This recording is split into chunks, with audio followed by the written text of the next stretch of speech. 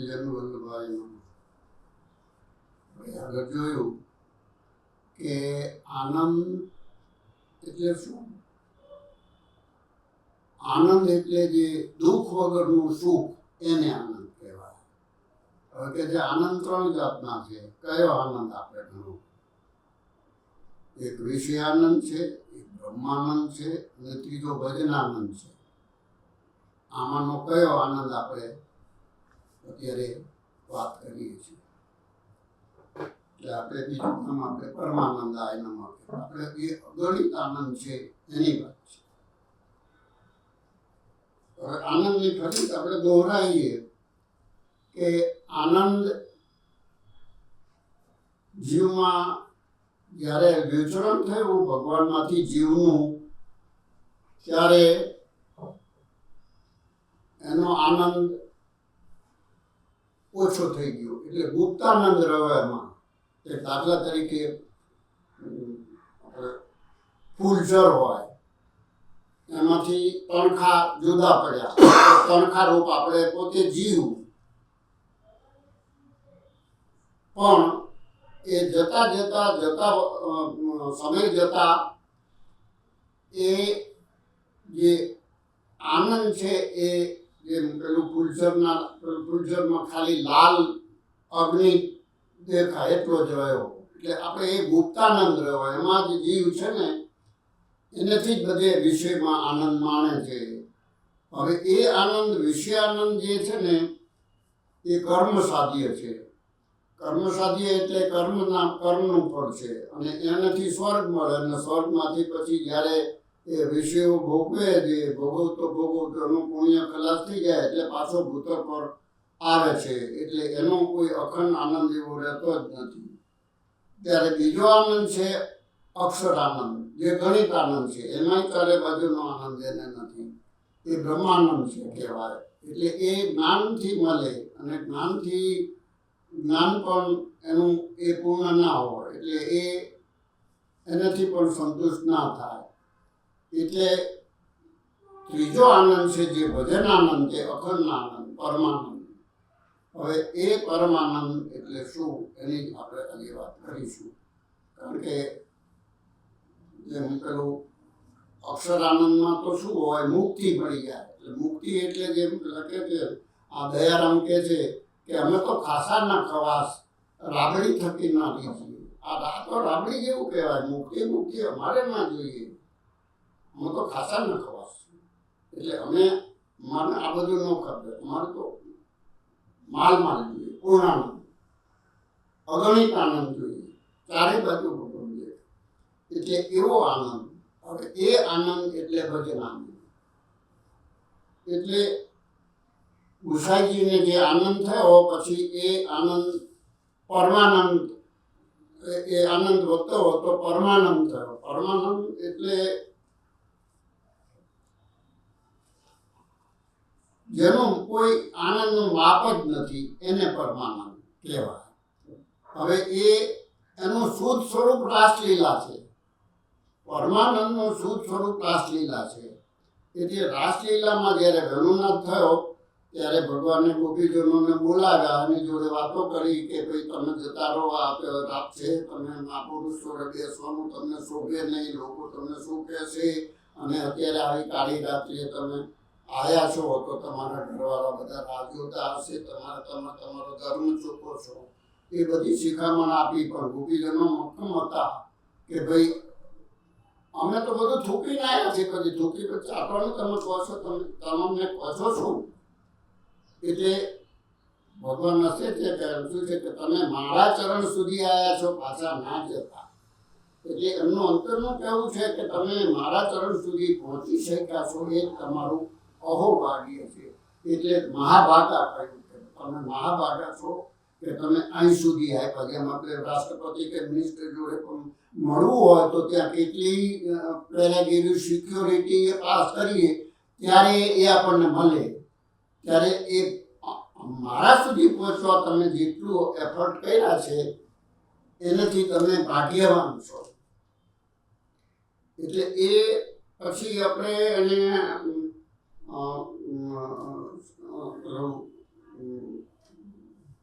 અને સુખ આપે છે, પછી એ સુખનોથી એને એનો પોતાનો અહમ ભાવ આવે છે કે ભગવાન કહો કે કઈ એમ કરવાના છે, એટલે એને સૌભાગ્યમત થયો. એટલે ગોપીજનો ને સૌભાગ્યમત થયો એટલે ભગવાનને થયું કે પારમાંશો ચડ્યો છે, આ નીચે ચડવાની જરૂર છે, એટલે ભગવાન અંતર્ધ્યાન થઈ. પછી પાછા પ્રગટ થયા જ્યારે વીર અને ગોપી ગીત ગાયું ને બધું અતિ વીર થયો, રોડવા માંડી યમુના કિનારે, એટલે કૃપા શક્તિ એના પર વરસી, એટલે કૃપા શક્તિ યમુનાજી, એટલે ઠાકોરજી પ્રગટ થયા. પ્રગટ થઈ અને જે મહારાષ્ટ્રનું સુખ આપ્યું એ જ પરમાનંદ, અને જે સુખ રાસોત્સવમાં મળ્યું એ જ પરમાનંદ છે. એટલે અહીંયા આપણે પરમાનંદથી શરૂઆત કરીએ છીએ. એટલે પરમાનંદનું જેનું માપ ના કાઢી શકે એને પરમાનંદ કહેવાય. હવે આગળ કહી હતી કે એ પ્રભુને એટલા હતા ત્યારે થયું કે મને એટલા આનંદ નથી આવતો, એટલે એકામ ભવિષ્યામી, એટલે હું એકનો અનેક થવું, એટલે એને પોતાની પહેલા તો સૌંદર્ય નિજ ગ્રહમ પ્રતિતમ સ્ત્રીગુટ ભાવાત્મક, એટલે એને પોતે પોતાનામાંથી પોતાની આનંદદાયી શક્તિ પ્રગટ કરી. આનંદદાયી એટલે પોતાને જ આનંદ આપે એવી શક્તિ પહેલા પ્રગટ કરી. એટલે આનંદનો પણ આનંદ, શ્રી કૃષ્ણ આનંદ રૂપ છે અને મહાપ્રભુજી પરમાનંદ રૂપ છે, એટલે એ આનંદનો પણ આનંદ એ મહાપ્રભુજી, પ્રભુના પણ પ્રભુ, એટલે એ પ્રભુના પ્રભુ, એટલે કે આપણે કહીએ કે ભગવાનને એક કરતા અનેક રૂપ થયા. એટલે હવે જે સૃષ્ટિ એમને રચવાની છે, એટલે જે સ્વામીજી પ્રગટ કર્યા અને પોતાનામાંથી સ્ત્રી ભાવ પ્રગટ કર્યો, એટલે એ હવે એ સ્વામીજી કહે છે ભાઈ અહીં એકલા છે, આવા કોઈ આવા ઉજળમાં આપણને ના ગમે, આ તો બધું વેરાન છે, આમાં આપણે એકલા કેવી રીતે આનંદ આવે? કંઈક ઉદ્દીપન હોય, કંઈક બાગ બગીચા હોય, વન હોય, ઉપવન હોય, એ બધું હોય તો આપણને આનંદ આવે. એટલે ભગવાનને તો કેટલી વાત, એને તો પોતે પોતાનામાંથી પોતાની નિજ સૃષ્ટિ રચી, બધું જ વન ઉપવનો, યમુનાજી, ગિરિરાજજી, ગોપિકાઓ, વન ઉપવન, બ્રજભૂમિ પ્રગટ કરી.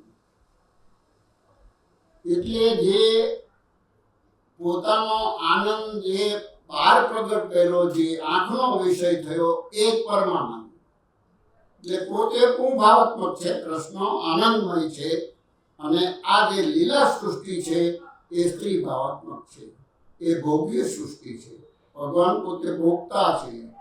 એટલે આવી સૃષ્ટિ એમને રચી અને આ સૃષ્ટિની અંદર પોતે પ્રવિષ્ટ થયા, જીવમાં અંતર્યામી રૂપે રહ્યા.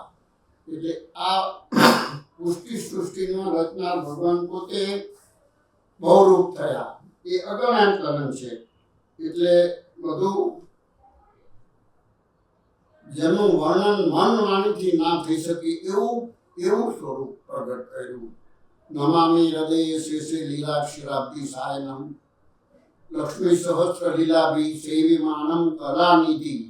આવું જેના હૃદયમાં હરનિશ છે એવા પ્રભુ પરમાનંદ રૂપ મહાપ્રભુજી પ્રગટ થયા. એટલે એનામાં જે સ્ત્રી ભાવ હતો, એટલે એમનામાં બે ભાવ છે, ભગવાનમાં બે ભાવ છે, પુરુષ ભાવ, સ્ત્રી ભાવ. સ્ત્રી ગુણ ભાવાત્મક કહેવાય. એટલે એ સ્ત્રી ભાવ ગુણ તો કે જીવ તરફ દીનતા, એની આધીનતા, એ 2 in 1 કે જે એનામાં બંને ધર્મો બિરાજે છે, મોભાવ, સ્ત્રીભાવ વિરુદ્ધ ધર્માશ્રય છે. એટલે જે આના દર્શન કોને કરાયા? રસકાંડીને. રાધા પાહે પલોટ દેખ્યો નથી લાલ, જે એને મહેંદી મૂકતા, એના ચરણ દબાવતા, એટલે એ અધીનત્વ બતાવે છે. પોતે પોતાનું જીવ તરફ અધીનત્વ બતાવે છે. એટલે જે આખું જે દ્રશ્ય એને જોયું એવી રીતનું આપણે આખું પરમાનંદ પ્રગટ થયા. એ જ સ્વરૂપ જે છે એ મહાપ્રભુજીનું કૃષ્ણ સ્વરૂપ પણ છે. એટલે કૃષ્ણ સ્વરૂપ એટલે આનંદ સ્વરૂપ. હવે એ જ આનંદ પરમાનંદ થયો. ત્યારે આનંદ સ્વરૂપ મહાપ્રભુજીને કીધા છે, તો નામ જ કીધા એ કૃષ્ણ સ્વરૂપ છે. હા, તો કૃષ્ણ સ્વરૂપ એટલે એમાં આનંદ સ્વરૂપ તો છે જ. કઈ રીતનો આનંદ? આનંદ આપણે ત્રણ જાતના ગણાય. ભજનાનંદ સ્વરૂપ છે. ત્રીજો જે આનંદ અગણિત આનંદ, ચારે બાજુનો જે આનંદ જીવને મળે છે એ જ ભજનાનંદ. અને એ જ પુષ્ટિ માર્ગનું પરમ તત્વ ભજનાનંદ. એટલે ભજનાનંદ એ કૃપાથી જ મળે. ભજનાનંદ માટે જેમ કૃપા શક્તિ છે, જેમ આપણને તરસ લાગે રણમાં, તો આપણે ક્યાંથી પાણી મળશે, ક્યાંથી જળ મળશે, એની તૃષા છીપાવવા માટે એકદમ તરસ લાગી છે, તો એ ત્યાં આટલામાં કોઈ કૂવો છે, આટલામાં કોઈ સરોવર છે, આટલામાં કોઈ જળનો કૂવો છે, શું મળે, ક્યાંથી મળશે? હવે એને દોડાદોડી કરાવે છે. જેમ જળની પ્યાસથી એ પોતે દોડાદોડી કરે છે, એમ પુષ્ટિ જીવને છે ને એ ચર્ષણી શક્તિ, અગર તો પ્રકાશ શક્તિ દોડાવે છે. જેમ ગોપીજનોને વેણુનાથ થયો ત્યારે એ ઘરેથી દોડી છે. વેણુનાથ કઈ બાજુથી થયો, કોણે કર્યો અને ક્યાં જવાનું છે એ ભટકે છે, કઈ દિશામાં જવાનું છે.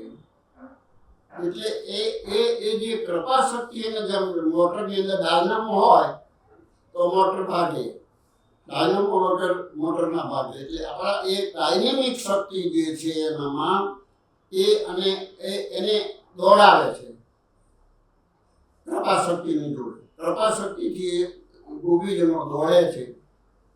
અને તો ભગવાનની ઈચ્છા હોય તો ભગવાન મળે છે.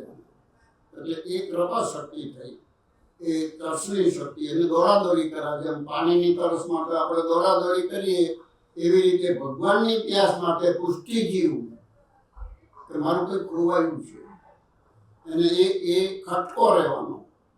હવે એ ખટકો છે એ ભગવાન નામનો જ હોય ને, કે યાત્રા કરશું તો ભગવાન મળશે, કોઈ વેદ ઉપનિષદ વાંચીશું તો એની અંદરથી કંઈક ભગવાન ભરવા મળશે. જેમ શ્રુતિઓને છે ને કે એને જ્યારે થયું ને કે ભગવાન અમને આવું સુખ આપવું, ત્યારે ભગવાને કહ્યું કે સારસ્વત કલ્પમાં હું આવીશ ત્યારે તમને આ જે ગોપીજનોને સુખ મળે એવું તમને મળશે. એવી રીતે ભગવાન છે તે જીવને, પુષ્ટિ જીવને છે ને પોતાના તરફ, અને એ આંખ મીચોલી રમે છે.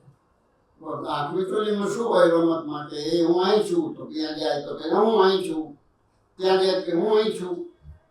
એટલે ભગવાન આવી રીતે જીવને દોડાદોડી કરાવે. એટલે ભગવાનને શોધવા માટે જીવ દોડે છે. એટલે આવી રીતે પુષ્ટિ માર્ગની અંદર ભગવાનની કૃપા શક્તિ એને દોડાવે છે. પણ એ વિષયોમાંથી જો, એટલે ભક્તિ એને કહેવાય કે જે બધું છોડીને, બધું જે જગતનું છોડીને પોતે ભગવાનમાં જે કરે. કારણ કે આપણો માર્ગ છે નિસાધનતાનો, અકિંચન. એટલે એને બધે જ ભગવાન જ દેખાય. એ અકિંચન છે, એ નિસાધન છે. એટલે આપણે નિસાધનના પ્રભુ છે આ તો, કે જેને કોઈ માર્ગ સૂચતો નથી, કોઈ માર્ગ ના સૂચતો હોય, કોઈનું કોઈ નહીં, એનો ભગવાન કહેવાય છે. એટલે એવી રીતે ભગવાનની જે આ કૃપા છે, કૃપા સૃષ્ટિ છે, એ જીવને એનું પોષણ એનાથી જ મળે છે. કારણ કે આપણામાં સ્વરૂપ આસક્તિ, જેમ જેમ પેલી ચિંતામણીને બિલ્વ મંગલ ચિંતામણી પાછળ સ્વરૂપ પાછળ કે ભાઈ મને એને મળવું છે મારે, તો હવે એને ત્યાં પૂર આવ્યું, જ્યાંથી જવાનું છે એને ચિંતામણી પાસે ત્યાં પૂર આવ્યું, તો એને એક જ કે ભાઈ મારે ચિંતામણીને મળવું છે. તે પેલું એક મળદું જતું હતું, તો એને સમજો કે આ કોઈ લાકડાનું એ છે, તેના ઉપર બેસી અને સામે પાર તો નીકળી ગયા બિલવામાં.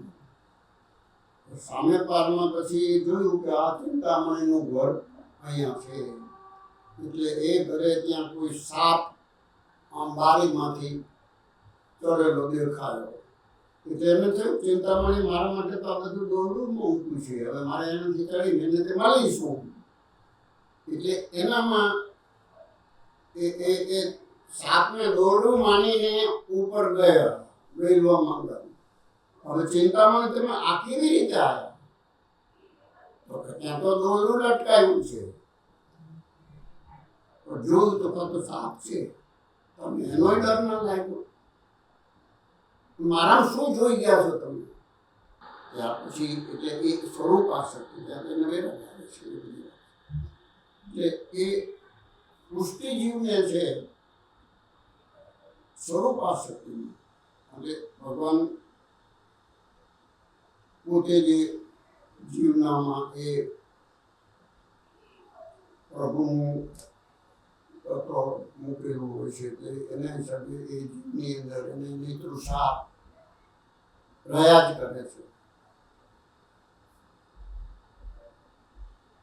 એટલે આમાં આપણે જોયું કે પરમાનંદ સ્વરૂપ એ મહાપ્રભુજી છે, એટલે ભજનાનંદ સ્વરૂપ એ જ સાચું સ્વરૂપ છે. એ બતાવવા માટે પરમાનંદ રાસોત્સવમાં જે આનંદ મળ્યો, 2000 અમૃત મળ્યું, એ જ પરમાનંદ. એટલે ગુસાઈજીને આવા દર્શન થયા. એટલે પરમાનંદનું સ્વરૂપ રાસોત્સવમાં જે આનંદ મળ્યો એનું સ્વરૂપ છે, જે લોકોને બધી ઝંખના હોય કે પરમાનંદ એનાથી કોઈ પર છે ને, જ્યાં મન અને વાણી નથી પહોંચતી એવું સ્વરૂપ છે. અને મહાપ્રભુજીમાં તૃતીયાત્મક સ્વરૂપ છે. એ આપણે કૃષ્ણાશ્રય નામ જોશું ને ત્યારે આવશે. એટલે આના પછી આપણે આનંદાય પરમાનંદના કૃષ્ણાશ્રય ત્રીજું નામ. આજે 3 નામ મુખ્ય છે. પછી દરેકના 35 નામ, એટલે 35 કરી 105 અને 3 નામ મુખ્ય, એમ થઈને 108 નામ છે ને એ નામાત્મક સ્વરૂપ ભગવાનનું છે, મહાપ્રભુજીનું. એ નામાત્મક રૂપે કૃષ્ણ જ બિરાજે છે. 108 નામ એટલે એ જપો તો એની નામ રૂપ લીલા નો ખ્યાલ આવે. કે રૂપ છે એ વલ્ભાષ્ટકમાં છે અને સપ્ત શ્લોકીમાં એના ગુણ છે. એટલે મહાપ્રભુજીના 3 સ્ત્રોતમાં 3માં આ સ્ત્રોત્રની અંદર જુઓ એટલે આપણને મહાપ્રભુજીનું આખું સ્વરૂપ સમજાઈ જાય કે મહાપ્રભુજીના ગુણ કેવા છે, મહાપ્રભુજીનું સ્વરૂપ કેવું છે. અત્યારે નામરૂપી બિરાજે છે. આપણે અત્યારે નામરૂપી સર્વોત્તમજીની 108 નામની વાત કરીએ છીએ. એટલે 108 નામ તો 108 જ કેમ, 109 કેમ નહીં? લોકો શંકા. હવે 108 નામનો 8 વત્તા 1 એટલે 9 હોય. 9નો અંક પૂર્ણ છે. આપણે કોઈ સરવાળો ચેકઅપ કરવો હોય તો 9 જોતા જઈએ ગમે તે એમાં જોઈએ તો એ 9નો આંકડો પૂર્ણ થાય. અને જો બધે આપણે સરવાળામાં એ 9ની રીતે આપણને જો શેષ આવે તો એ પૂર્ણ થયો. એટલે 108 નામ છે એ પૂર્ણ સ્વરૂપ છે. એટલે મહાપ્રભુજી 108 નામ એ પૂર્ણ છે. આપણે 108 નામ એના નામ આગળ બી લખીએ છીએ, શ્રી 108. એટલે 108 નામનું મહત્વ કે પૂર્ણ છે. પૂર્ણમાંથી પૂર્ણ લો તો પૂર્ણ જ રહે. એક સુગંધ ફૂલ હોય એની સુગંધ તમે લો તો પાછું એક એ જ હોય. બીજો લે તો કંઈ ઘટી ન જાય. જેમ સમુદ્રનું જળ ઘટી નથી જતું કોઈ માં થોડું ઉલે છે કે થોડું નદીઓ અંદર ઠલવાય તો એ કંઈ વધી નથી જતો. એટલે એ નામ આવશે આપણે કૃપાનિધિમાં, કે એ છલકાઈ નથી જતો. એટલે આપણે ત્રીજું નામ છે કૃપાનિધિ. આનંદાય નમઃ, પરમાનંદાય નમઃ અને કૃપાનિધિ. કૃપાનિધિ એટલે કૃપાનો નિધિ એટલે સમુદ્ર, જેમાંથી કંઈ ઘટતું નથી અને બાઢ આવે કંઈ ઘટતું નથી, એવું કૃપાનિધિ સ્વરૂપ છે. તો એ સ્વરૂપ પોતાનો ગોલોક છોડીને એ કૃપા માટે અહીં પધાર્યું છે.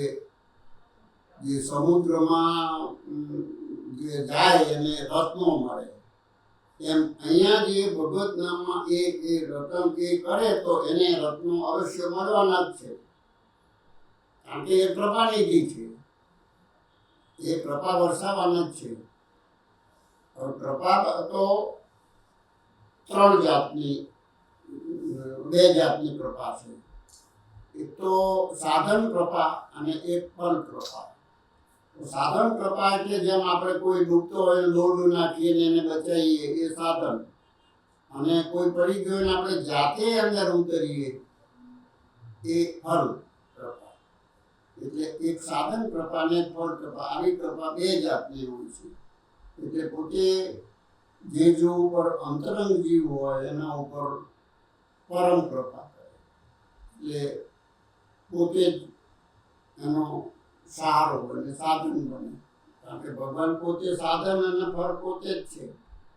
પોતે જ પોતાનું જીવનું ઈષ્ટ કરવા માટે પોતે એને સારા વિચારો આપે અને એ સારે માર્ગે લઈ જાય, અને જેને પોતે છોડી દેવાના છે એને એવા વિચારો આપે. એટલે ભગવાન પોતે સાધન પણ છે અને પોતે જ પોતાનું ફળ છે, પોતે જ ફળ છે. એટલે સાધન અને ફળ આપણે પુષ્ટિ માર્ગમાં એક જ છે, એટલે કંઈ જુદું જુદું નથી. આપણે સાધન કરો અને મળવાનું જે એક જ છે. રૂપ એક તે ભિન્ન થઈ વિસ્તરે, વિવિધ લીલા કરે ભજન સાર. એ ભજન સાર વિવિધ લીલા કરે છે પોતાની જીવને માટે. એ ભજન સાર છે તે અનેક રૂપ ધારણ કરી અને બિરાજે કરે. એટલે આવું કૃપાનિધિનું સ્વરૂપ છે, જે કૃપાથી લભ્ય છે. જે જીવ ઉપર કૃપા કરે, હવે કોઈને દ્રષ્ટિથી કૃપા કરે, કોઈને સ્પર્શથી કૃપા કરે, કોઈને વાણીથી કૃપા કરે. જેમ કંસારા તેને દ્રષ્ટિથી કંસારાની દુકાનથી મહાપ્રભુજી પસાર થયા તો બધા સ્વરૂપો દોડ્યા. કૃપા દ્રષ્ટિથી કૃપા કરે, કોઈને સ્પર્શથી કરે એટલે એને સારા વિચારો આવે, કોઈને વાણીથી વચનામૃતથી કરે તો એના હૃદયની અંદર ઉતરી જાય પ્રભુ. એટલે એવા વિવિધ પોતે માર્ગથી જીવ ઉપર કૃપા કરે છે, અને એની કૃપા ક્યારેય ખૂટતી નથી. પોતે જીવને ઉપર દયા કરીને ગોલોકમાંથી ભૂતળ ઉપર પધાર્યા છે, એ જ એમની કૃપાનિધિપણું છે. એટલે જીવને તારવા માટે, એનો ઉદ્ધાર કરવા માટે પ્રભુ પ્રગટ થયા છે. જીવને જે ભગવાનનું કલેશ છે, તાપ કલેશાનંદ તેરો ભાવ જીવમાંથી. તાપ એટલે જેમ આપણને પાણીની પ્યાસ લાગી છે, તાપ થયો, પછી થોડું પાણી મળ્યું તો કલેશ થયો. આ પાણીથી બધી બહુ તરસ લાગી છે, એ કલેશ છે. એટલે આવો તાપ કલેશ ભગવાન જીવને જે બ્રહ્મ સંબંધ આપીને જે પ્રગટ કરે છે, એટલે જીવને ભગવાનથી છૂટા પડેલાનો યાદી અપાવે છે. જીવને પોતે ભગવાન સાથે જોડે છે, પોતે પોતાનું સ્વરૂપ જે નિજ હૃદયની અંદર છે પધરાવી સેવા પધરાવી દે છે જીવની, એવી કૃપા કરે છે. જીવને ઘેર ઘેર સેવા પધરાવી દીધી, તમારે ત્યાં દોડા આવી ક્યાંય કંઈ જરૂર નથી. તમને ઘરમાં જ પધરાઈ દે છે. એટલે પોતાનું જે અંતરમાં જે હૃદય રૂપી જે ભગવાનનું છે હૃદય એ પોતે એ સ્વરૂપ બ્રહ્મ સ્વરૂપ દરેકના ઘરમાં પધરાઈ જાય છે. એટલે એની સેવા ભજનાનંદ એ જ અગણિતા. એની જ સેવામાં રત રહે તો એને રત્નો મળે જેમ સમુદ્રમાંથી. એટલે નિધિમાંથી બધા જ રત્નો છુપાયેલા છે, બધા જ પુષ્ટિ નિધિના જે છે એ એને મળવાના જ છે, જે એમનું કૃપાનિધિ પણ છે. હવે મુખ્ય પ્રશ્ન છે ભૂલી ગયા. હા, હવે આવશે કૃષ્ણાશ્ય ત્રીજું, સોરી, જે કૃપાનિધિ તો પછી આવશે. એટલે કૃષ્ણાશ્ય કૃષ્ણ આશ્રય એટલે શ્રી કૃષ્ણ. શ્રી એટલે સ્વામીજી અને કૃષ્ણ એટલે ભગવાન આનંદ. એટલે શ્રી અને કૃષ્ણ એનું મુખારવિંદ એ કૃષ્ણ આસ્ય. આસ્ય એટલે મુખારવિંદ. હવે એક વખત ઠાકોરજી બિરાજતા હતા ત્યારે એનું નીલમણી જેવું શ્રીઅંગમાંથી એવું ચળકતું હતું. ત્યારે રાધાજી સ્વામીજી અંદર દાખલ થયા. એમને જોયું કે કોઈ ગોપી એના ખોળામાં બેઠેલી છે. એટલે એવું ધારીને પોતે પાછા પડી ગયા. એટલે ભગવાન વિચારે છે કે આજે આવીને પાછા કેમ જતા રહ્યા, કઈ થયું છે? એટલે પછી લલિતાજીને પૂછ્યું. લલિતાજી કે શું થયું આજે? કોઈ ચંદ્રમુખી કહ્યું? તમે શું કહ્યું એનું? આજે તો કશું નથી કહ્યું. મેં રોજ માંડ કરે છે, આજે પોતે મેરે માંડ કરીને જતા રહ્યા છે. એટલે હું આજે મનાવાનું નથી, મારો વાંક નથી. પછી લલિતાજી એટલે અંતરવી શકી. એટલે એને રાધિકાજીને પૂછ્યું કે કઈ શું કારણ બન્યું છે? એટલે એને જોયા ઠાકોરજીનો રૂમ કે કોઈ ગોપી નથી. પછી સ્વામીજીને કહ્યું ભાઈ કોઈ છે નહીં, તમે કેમ તમને આવી તેની સહાય છે? એટલે એ માનવા તૈયાર નથી કે ના મેં જોયું છે. એટલે પછી ગંગાજી આવ્યા. કોઈથી મનાયા નહીં સ્વામીજી. એટલે બે ઠાકોરજી અને સ્વામીજી અલગ અલગ વિરહમાં બિરાજે છે. હવે એ એટલો અતિ વિરહ ઉત્પન્ન થયો કે ઠાકોરજીના હૃદયમાંથી એક સ્ત્રી ભાવાત્મક રૂપ પ્રગટ થયું અને સ્વામીજીના હૃદયમાંથી ભાવાત્મક રૂપ પ્રગટ થયું.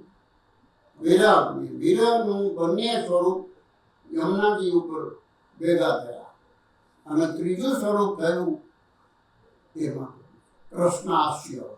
કૃષ્ણનું આસ્ય એટલે મહાપ્રભુજી એ સાક્ષી સ્વરૂપ થયું. એ સાક્ષી કેવી રીતે આપણે વાત કરીએ છીએ એટલે કૃષ્ણાસ્ય એટલે સ્વામીજી મહાપ્રભુજીએ એ તૃતીયાત્મક સ્વરૂપ જે પ્રગટ થયું, જે વિરહનું બંને ઠાકોરજી સ્વામીજીના વિરહનું જે સ્વરૂપ પ્રગટ થયું એને બંનેને બિરાજ્યા અને સ્વામીજીએ ઠાકોરજીને કહ્યું કે કૃષ્ણ ત્વાસ્મી. એટલે આપણે જેમ કહીએ ને કે ભૂલ થઈ ગઈ.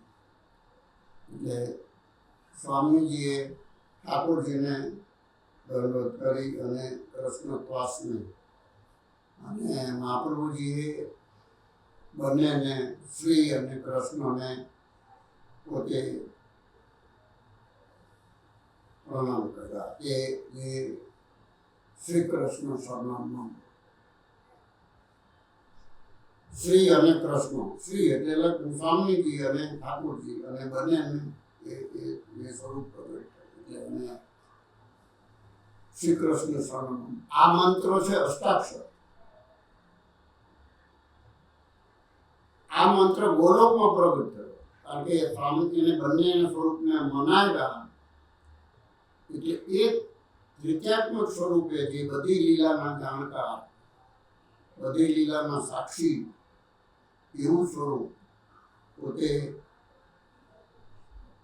જે મંત્ર શ્રી કૃષ્ણ આપણને જ્યારે બ્રહ્મસદન પહેલા જે નામ કમાયા કહીએ છીએ ને કે એ મંત્ર છે અષ્ટાક્ષર.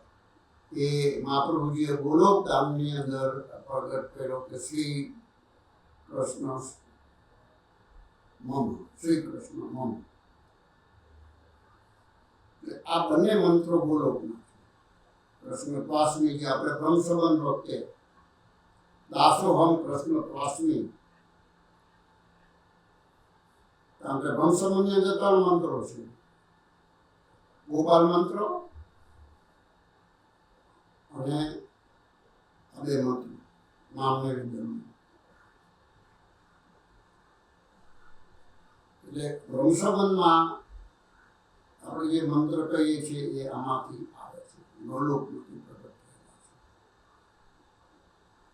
એટલે આ સ્વરૂપ જે તૃતીયાત્મક થયું એ જ મહાપ્રભુજી, જે કૃષ્ણની આનંદદાયક શક્તિ છે. એ કૃષ્ણ પણ છે, સ્વામીજી પણ છે. એવા એનામાં વિરુદ્ધ ધર્મો છે. ઉષ્ણ અને ઠંડક, ગરમી અને ઠંડી એ એક સાથે જે હોય એવું સ્વરૂપ, એવું સ્વરૂપ જે અતપર કહેવાય. એ સ્વરૂપને દર્શન દુર્લભ છે ભૂતળ ઉપર. જીવની દયા, જીવ ઉપર દયા કરીને જે પ્રગટ થયું સ્વરૂપ એ કૃષ્ણાશ્ય ઠાકોરજીનું મુખારવિંદ અગ્નિ સ્વરૂપ, જે વિરહ અગ્નિ સ્વરૂપ છે. જે બ્રહ્મસંબંધ વખતે જીવને જે ભગવાનથી છૂટા પડ્યાનો જે વિરહ થયો એ વિરહ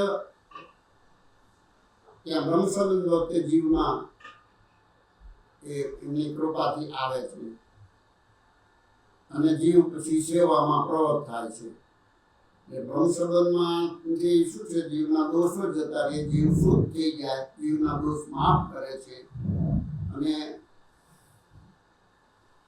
ગુરુ છે એ પોતે જીવના દોષો પ્રતિગ્રહણ કરે છે. જીવના દોષ પ્રતિગ્રહણ કરે અને જે જીવને પોતે સેવાને લાયક બનાવે છે.